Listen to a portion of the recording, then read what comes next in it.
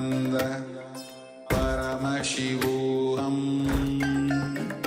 Om Nithyananda. Paramashivoham. Om Nithyananda. Paramashivoham. Om Nithyananda. Paramashivoham. Om Nithyananda. Paramashivoham. Om Nithyananda. Paramashivoham.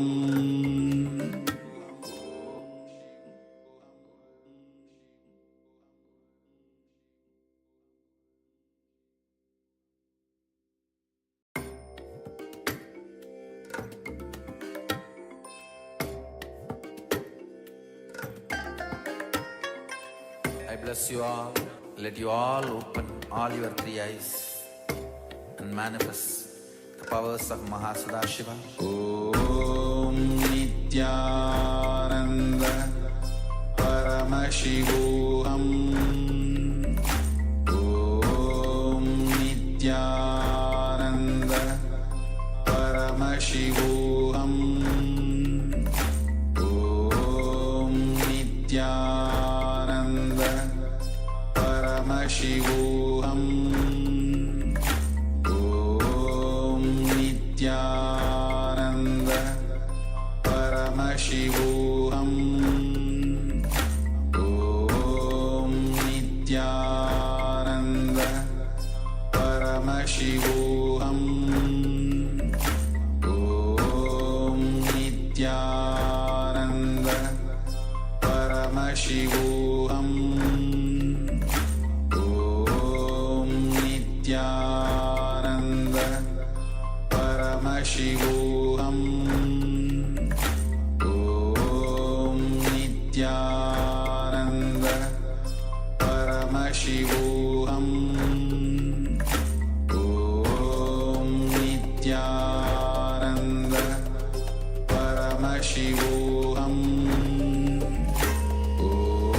Om Nithyananda. Paramashivoham. Om Nithyananda. Paramashivoham. Om Nithyananda. Paramashivoham. Om Nithyananda. Paramashivoham.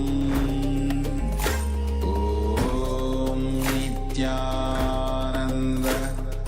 Paramashivoham. Om Nithyananda. Paramashivoham.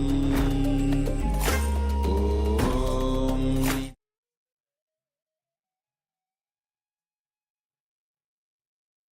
Nithyananda, I welcome all the participants for yet another exciting session of today's Paramashivoham Level 2, where in this session we are going to be learning about the science of karma and how the science of karma is revealed to make you powerful. So expand your ability to cognize. The cosmic logic, karma, is taught to you and is revealed to you only to make you powerful and reveal and create a new future to live powerfully and undo all the mistakes committed in the past due to the delusion and the ignorance you had before. Anything you wanted, even once, you have to enjoy it. That is the law of life. If you wanted something, you have to enjoy it at least once in your life. You know, every happening now, you aspired for at one time. You craved for it at one time. This is the best news and the greatest news you can know. Because any situation you are in, when you are frustrated, just look in and find out what must be the best thing in this situation for which I have aspired this situation in my past. Let me look from the context at this situation. You will see you are enjoying exactly what you wanted when you aspired and wanted to have this situation happening in your life. Understanding the original context for which you aspired for the present situation and looking at the present situation from that very context and enjoying and celebrating it is completion.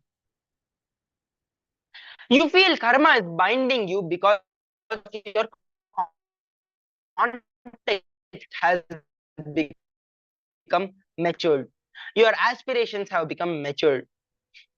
Even your karma is not a curse on you. No, and that the frustration is also caused by your aspirations that is getting matured. Analyze your whole life with this one truth. No frustration can ever frustrate you anymore if you understand this one beautiful truth. Because frustration frustrates you only if you are in the wrong context. When you aspired for the CEO chair, you must have been having the same been having some context. But when you sit in the chair, you forgot the context and start aspiring for a politician's chair. Again, when you sit in the politician's chair, you forget the context, why you aspired for it, and aspire for a Swami's seat. That is why life continues to be frustrating. Nothing wrong in you aspiring and getting matured. But something is seriously wrong when you keep forgetting the context of why you have been having what is happening. Because every single situation which is happening in your life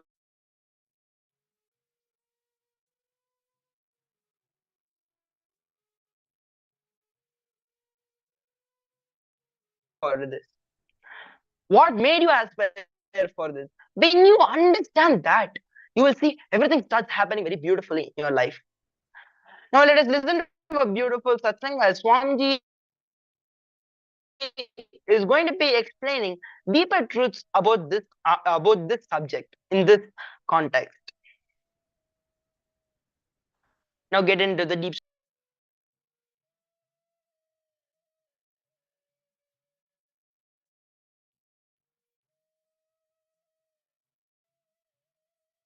Hey, listen.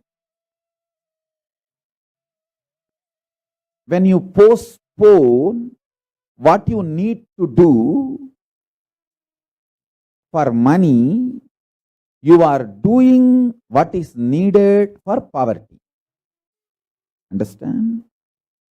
When you are postponing what needs to be done for wealth, you are preponing what is need to be done for poverty. When you don't want to be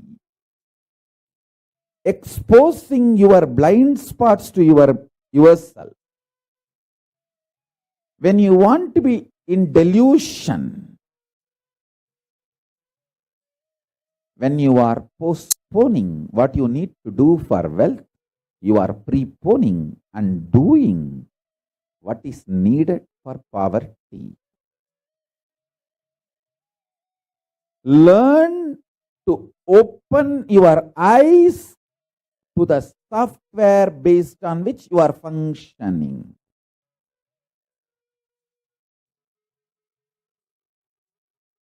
Whether in the individual level towards enlightenment or social level, your survival as the society, group of people, or political level, survival of your political existence, or economical level, survival of your group economically in any level. Understand the source code software.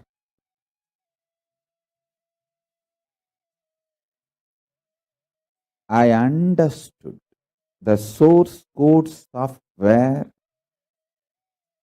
of myself my body. How the various organs of my body is coordinated. How they are all inspired, excited. What inspires them? What makes them active, alive, energetic? I have understood that source code. Because of that, even poison could not kill me. When anti-Hindu gang tried to poison me, it only disturbed my health, but it could not kill me. Before that, I woke up and did all the detoxing needed to be done.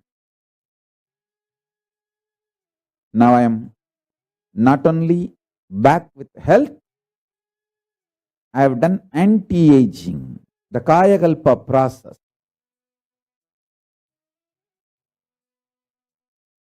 All my knowledge, research, everything I received from my gurus and with my own experience, and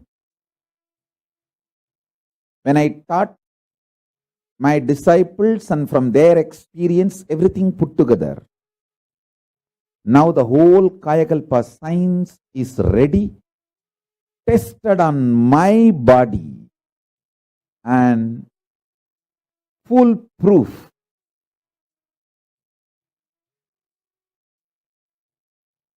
Listen.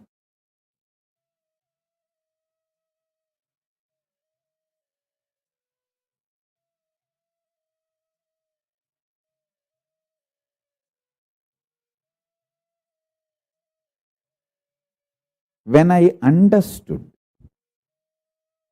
the dharma of my body, how my intra-organs and internal organs and external body, physical body, all these are interconnected, coordinated, organized. How all my 5 structures relate with each other. The physical structure, breathing structure, mental structure, cognition structure, conscious structure, how all these 5 structures of me relate with each other. How?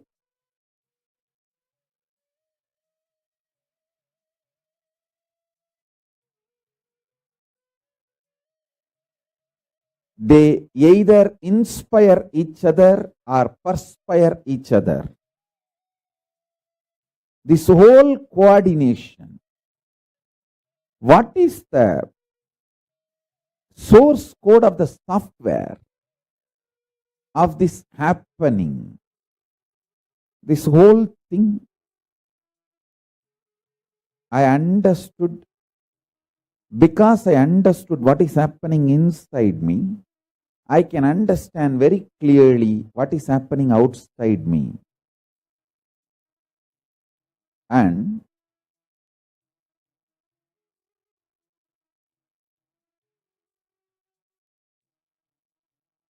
I tell you,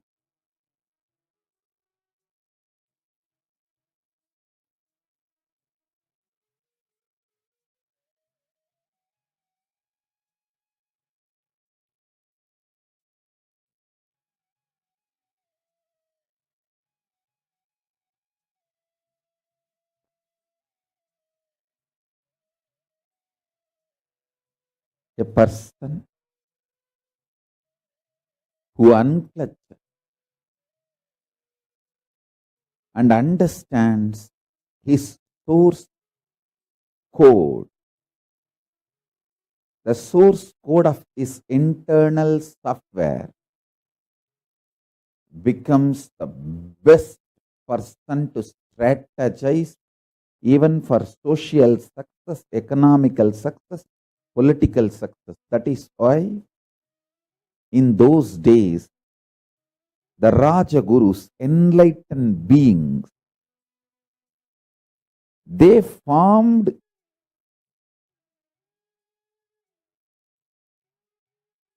the foundation of the Hindu think tank on which the Hindu civilization stood.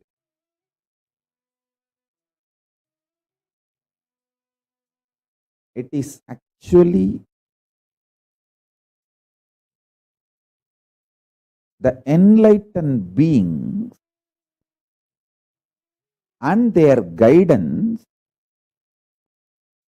started reducing. When that started reducing, the Hindu civilization collapsed, not otherwise.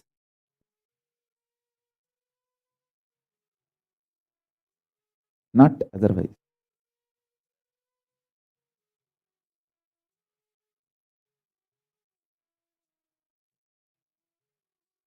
Fundamental education need to be given for a child is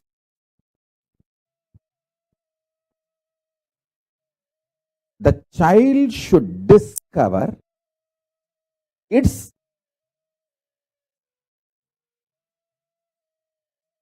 dharma, the source code of its software. See, what is the fundamental principles based on which the child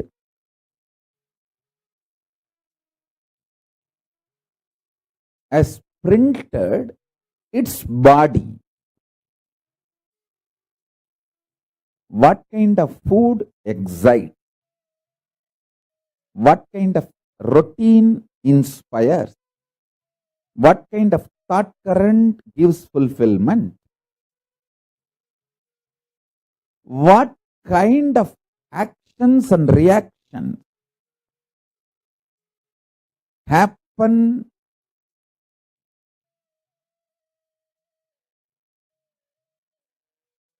in your internal organs? A child should be given this education. I tell you, the greatest gift I received from my gurus is this education. Once I understood the first principle of me, I just know everything. I become Sarvanya. I can know anything. Understand? I am not talking out of arrogance. I am telling you the truth as it is. I can know anything. If there is a crisis in social level or national level or international level, I can look into it and understand the whole plan, how it is going to manifest. Sometimes I'll tell few things and sometimes I won't tell. But if you see the strategies I do for my life and for my Sangha, you can understand I know the crisis which is going to come and how it will open up and what will be the impact of that crisis on national level, international level, everything. If you just know how I act and react, see, especially if you are my devotee for last 10 years, if you are associated with the Sangha at least last 5-6 years, just sit and think through how, what all the kind of decisions I took about myself or about the KAILASA, Sangha, every level. Don't bother about what I conveyed to people or did not convey to people. Many times I won't convey completely because people are not ready to listen. People are not ready to listen, not interested in real solutions. And not only they are deluded, they get angry if their deluded feedback is not taken and considered for my decision making. I have seen fools, in the name of feedback, they try to push their decision on my head. Not only they don't get out of their delusion,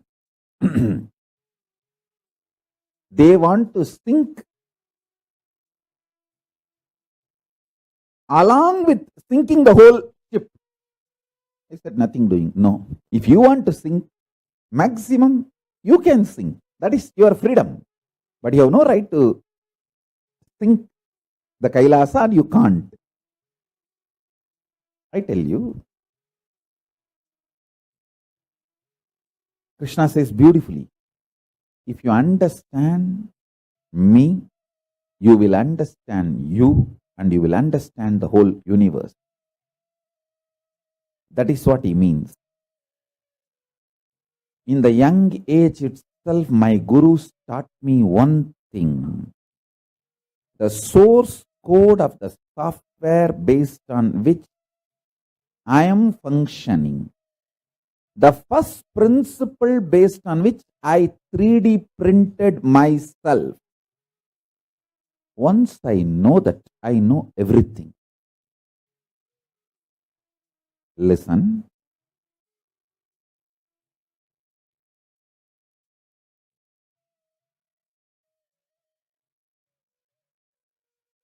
If I can produce 10,000 kids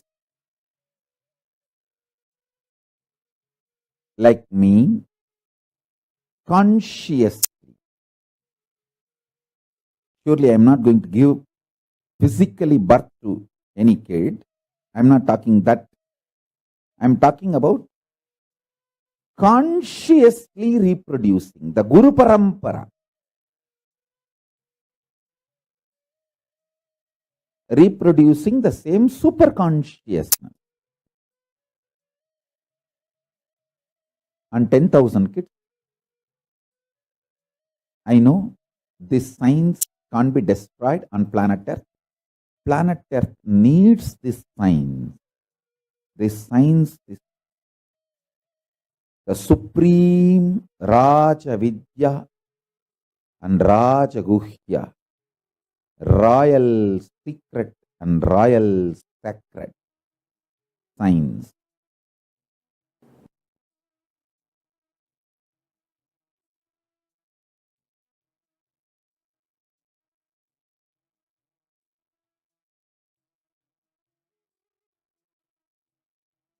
If you want joy, fulfillment, success, knowledge, powers, turn towards your consciousness because that is where all these are generated.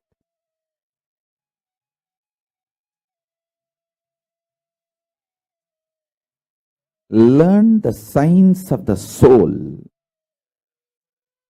The source code of the software based on which you are functioning, you are operating, you are giving commands, you are generating commands.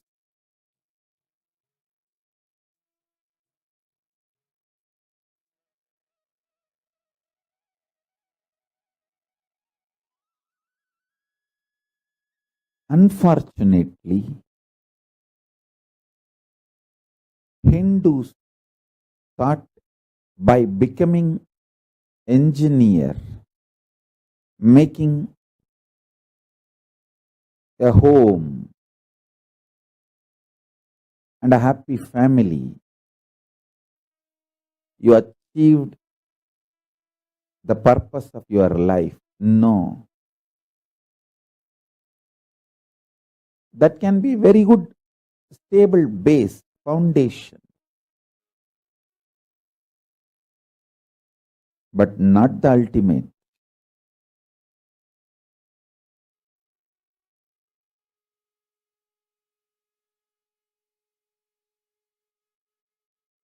Stop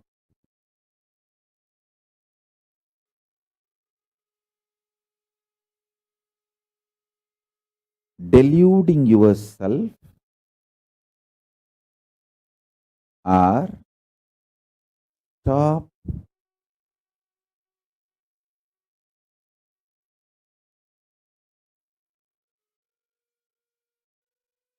torturing yourself by constantly generating the commands which brings life negativity. But when the results come, crying victim, playing victim card. You can't prosecute life. Understand? People try to tell me constantly, God is unjust. Hey, you can't prosecute God. If you think God is unjust, you are fool. You are trying to verbalize your delusion.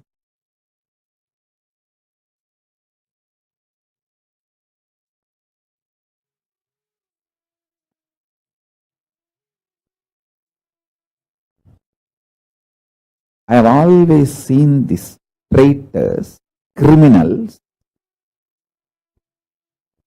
They use this word, oh, my feedback is not taken. Hey, your feedback is thrown back at you. You eat it. In the name of feedback, they try to run the Sangha, make decisions. First of all, these traitors, they don't have straightforward agenda. They may know how to cunningly, cleverly speak, act, and extremely caring, friendly, how they delude people I've seen. They're like drugs.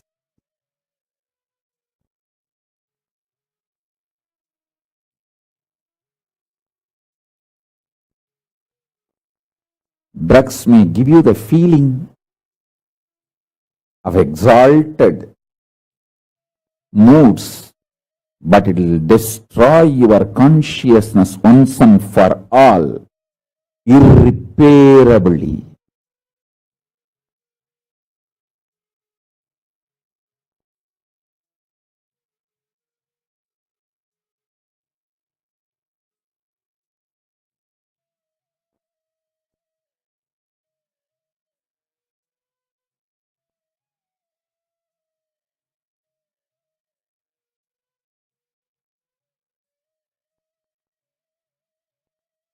If you are new to my Sangha, to my satsangs, I sincerely request and highly recommend you watch some of my satsangs on unclutching and start practicing unclutching, because when you unclutch, you will know the source code of the software based on which you generate commands in your life. You act in your life. The way you cognize information, the way you respond to life, the way you define what is right and what is bad, what is good, what is bad, what is right, what is wrong, the way you define your purpose, your goal, everything will become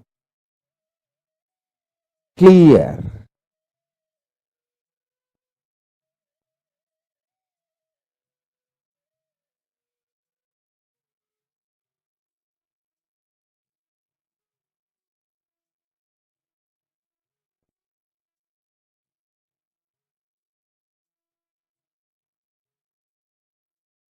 I want all the devotees, disciples, meditate on this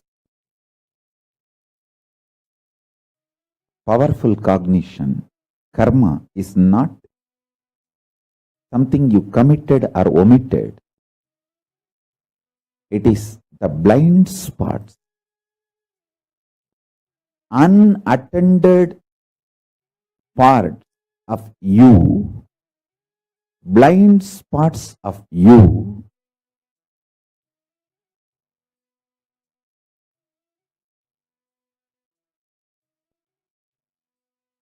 the conscious blueprint you carry about you, inside you, the unattended parts of that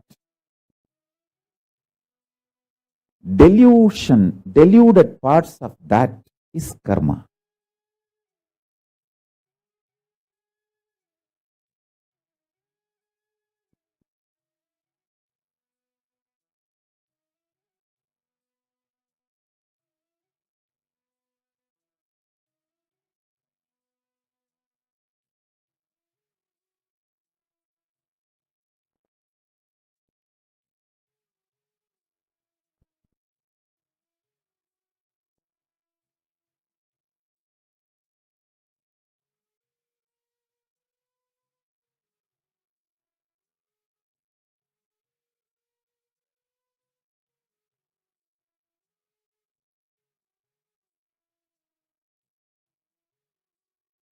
Continuously you generate commands to eat this, that,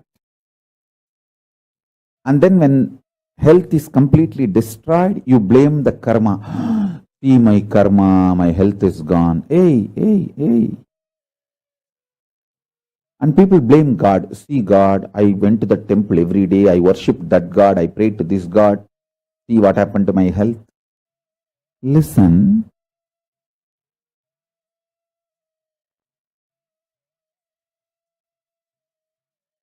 Multiple times God appeared in your screen and told you to do Pachapatni Vratam, fasting, Langanam Paramaushadam. If you don't internalize all these great truths and generate commands, go on postpone, then who is responsible? Who is responsible? I tell you,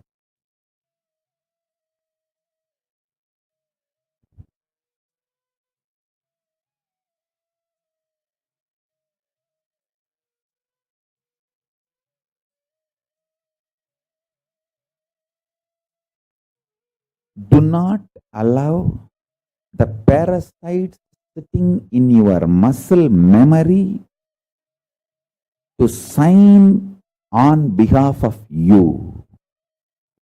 When they generate commands on behalf of you, they strengthen their existence, not you.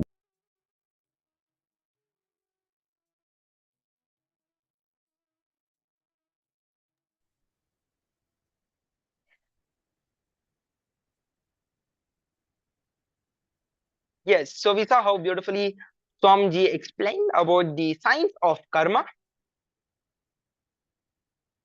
So now karma guides you to live a blissful life. Cognize you are celebrating your life happening as it is now. And completion is celebrating your life happening as it is now from the context of why you aspired for it. And your aspirations get further matured. For an example, a worker always aspires to be a businessman so that he feels his life will be his freedom. He can work whenever he wants and he can relax whenever he wants. So with that context, he aspires to be a businessman. But the moment he sits as a businessman, he forgets the context, why he wanted to be a businessman. And his greed makes him forget that he can take off. Off means he can go for holidays. And when he wants that, remembering that context, why you wanted to have something will lead you to completion. So if when you're sitting in your business seat, if when that beggar or when that worker is sitting in that business seat, if he is thinking of doing more and more and he forgets and he gets more frustrated, then that's because he forgot why he aspired to be that, why he aspired to be a businessman in the first place. But the moment that context comes back, you will see everything. Your whole life will be in completion. So let's do a short exercise. So in every situation, whenever you perceive life is denying you what you want, denying what you want, don't give up. Wait and look in what is being denied. Look into your perception. It will become a reality. Now cognize you are celebrating your life happening as it is now. So now for 21 minutes, just cognize that your whole life is a celebration. And you're celebrating your life happening as it is now.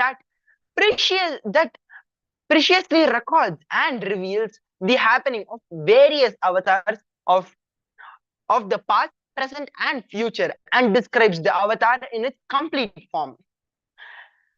Idam shariram mama durvidhabhyam tattvam hi me hridayam yatra dharmaha prishte krito me yad adharmo arad atho hi mam rasabham prahur arayah. This is from the Srimad Bhagavatam, from chapter 5, from the canto 5, verse 19. In the Brahma Sutras, the authority on Vedanta reveals that the avatar does everything appearing like a worldly man, simply as a divine play, cosmic sport. An avatar, an incarnation, is someone who comes down to tell his fellow men that the blissful place that he experienced. Incarnations, as such, do not have any karma. They have nothing to achieve, nothing to gain. If avatars don't have anything to enjoy, why should they be in this body? Many people have this question. So to answer this, the Guru Stotram, verse 9, answers this.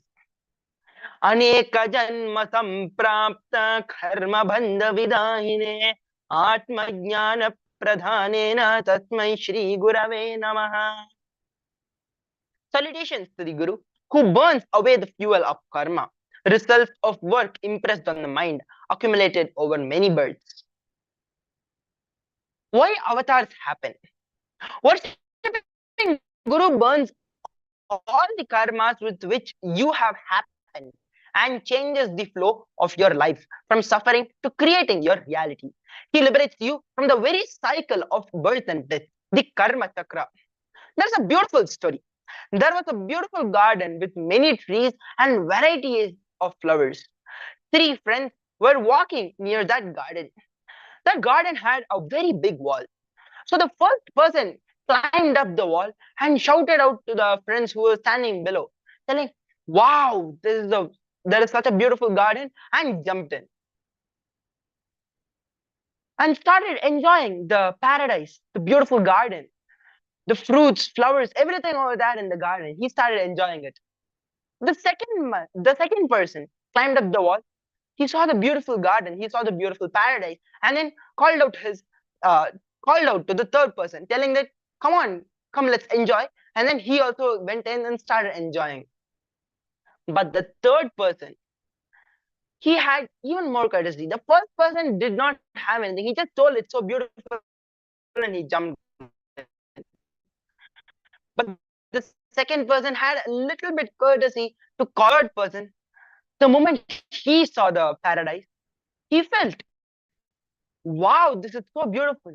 And he went and called the whole village. He thought that I'll bring all of them and let them also enjoy this garden. Incarnations come down only for the love of the humanity. Incarnations take a human body just to liberate more beings from the cycle of life and death, from the karma chakra. If you dance and sing the great name of Arunachala and worship him, all the incompletions and karma will just disappear and just run away from you. Avatars intervene in your life as a guru to erase your karma.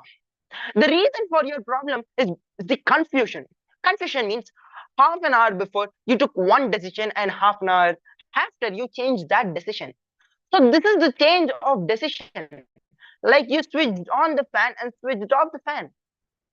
The avatar intervenes in your life in the form of a guru.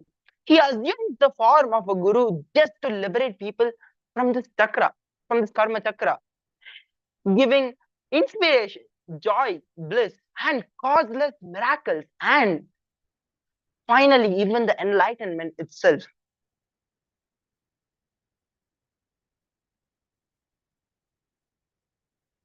Who is Guru? The Sri Guru Gita explains, Gura Vidya Jagan Maya Dehi Cha Anya Sambhava Udayasva Prakashena Guru Shabdhena Kathayet. from the 26th verse. By whose grace one attains the direct experiential knowledge and the sacred cognition of the self, Vijna. He is known by the name Guru. Like how when the sun rises, the darkness disappears on its own. In the presence of Guru, the karma gets burnt. Any karma can be burnt through the remembrance and the clicks, and living life according to the understandings through the clicks which you got from the Guru. Whenever the prarabdha loses its influence over you, you stop collecting the agamya with which the Guru's intervention, the Guru's initiation, you can reduce the prarabdha's influence over you and move towards your inherent state of joy. Whenever the prarabdha loses its influence over you, you stop collecting the agamya. But with just the help of Guru's initiation, you can reduce the prarabdha's influence over you and move towards your inherent state of joy. You can reclaim your pure and unwavering inner space, and you can also stop collecting the agamya karma. Initiation means the idea or knowledge or clicks that bring you out of the depressive thoughts, that bring you out of the influence of your prarabdha.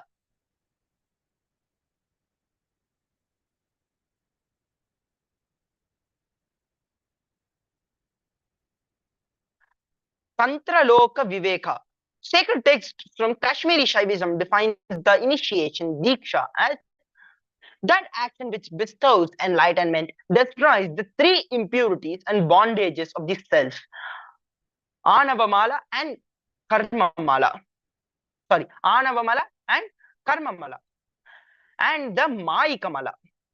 Feeling belittled, karmic baggage, and the forgetfulness of one's original state is called Diksha, which bestows liberation. You can't do anything directly with your own Sanchita Karma bank.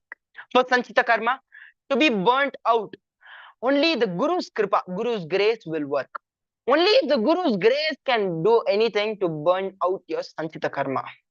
For an example, if your child sits and tries very hard to build a small house, what will you do? You will say, all right, do not bother. I'll build it and give it to you. In the same way, when a disciple sincerely works to remove his own prarabdha and agamya, the Guru's grace simply happens and removes the sanchita also. Anything can be missed for the sake of Guru, but you will have the Guru and what you missed for the sake of Guru. But Guru should never be missed for anything, because you will neither have that nor will you have the Guru. You do yoga, you work out, you run, you do all things required, and then health comes. His karma bringing the result. But suddenly, Guru puts his hand on your head and health happens. Is consciousness interfering and creating a result which is independent of your nature, space, action, and responsibility. That is what is an incarnation. That is what is an initiation. If the divine intervention, if the avatar is not intervening in your life, it is that you are doing the yoga and the workout and then you are building it. But when you have the initiation of the Guru, it is simply that health happens just by the touch of the Guru. In every being, only if an intervention of the consciousness happens, the ball starts rolling in a new direction and the progress towards enlightenment will start happening. You can never ever reach the ultimate state but just following or flowing through the law of karma. When will you ever reach?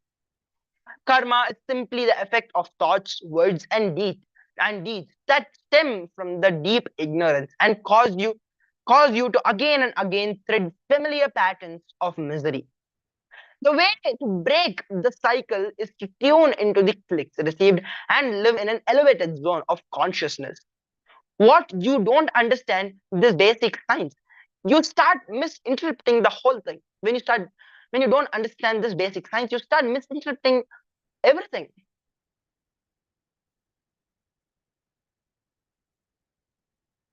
So now, who is Guru? By whose grace one attains the direct experiential knowledge and sacred cognitions of the self, Vijna. He is known by the name of Guru. So we are just having a small recap of whatever we learned until now. So any karma can be burnt through the remembrance and the clicks, living life according to the understandings and through the clicks which you receive through the Guru. So let us now do a 21-minute meditation. So now visualize Swamiji's smiling face, or whichever is your favorite form of Swamiji, whichever is your favorite rupa of Swamiji, which form of Swamiji you like the most. Visualize Swamiji's smiling face in your Ananda Gandha, space between your heart and the navel center, and experience his face deeply and connect with him. Just meditate on him.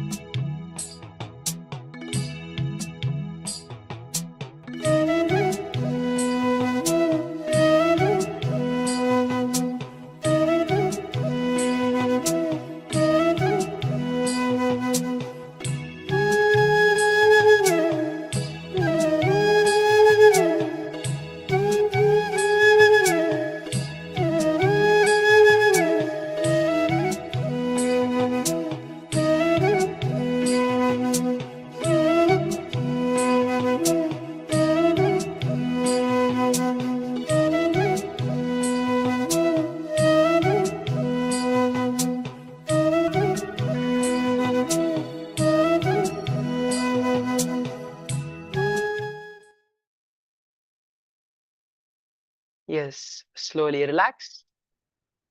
So now with the same space of completion, let us now enter into the preparations for the darshan, as shortly the darshan will be starting. Now we can also take some time and post your experiences and the click which you got throughout this session in your social media handles and enrich many more people to come and join this Paramashivoham. Because when you cause others reality, your reality gets caused. So take some time and post your experiences on your social media handle, as now we will be entering into the preparations for the darshan. Hope you all enjoyed this session. Thank you all. Nithyanandam. Coming here to take all our karmas and to shower us with enlightenment, to shower us with the ultimate experience of Paramashivoham. Please settle down. Close your eyes.